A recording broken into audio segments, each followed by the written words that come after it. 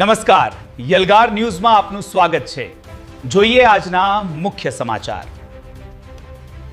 વિજ્ઞાન પ્રવાહમાં ઉછાળો, સામાન્ય પ્રવાહમાં ઘટાડો થયો છે। વિજ્ઞાન પ્રવાહનું પરિણામ 66.34%, જે 4.23% વધારો દર્શાવે છે।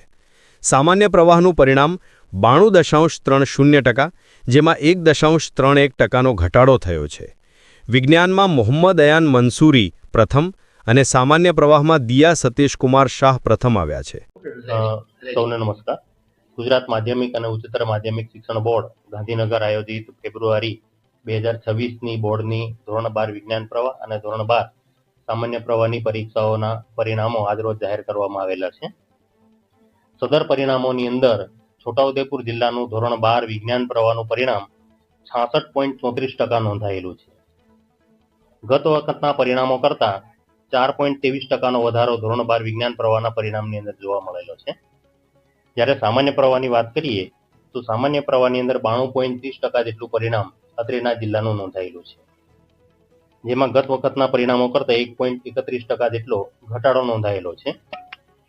ધોરણ 12 વિજ્ઞાન પ્રવાહની અંદર કુલ 2 કેન્દ્રો ઉપર પરીક્ષાનું આયોજન કરવામાં આવેલું હતું, જેમાં બોડેલી કેન્દ્રનું સૌથી વધારે પરિણામ 84.35% નોંધાયેલું છે વિજ્ઞાન પ્રવાહમાં, જ્યારે છોટાઉદેપુર કેન્દ્રનું 57.62% પરિણામ નોંધાયેલું છે।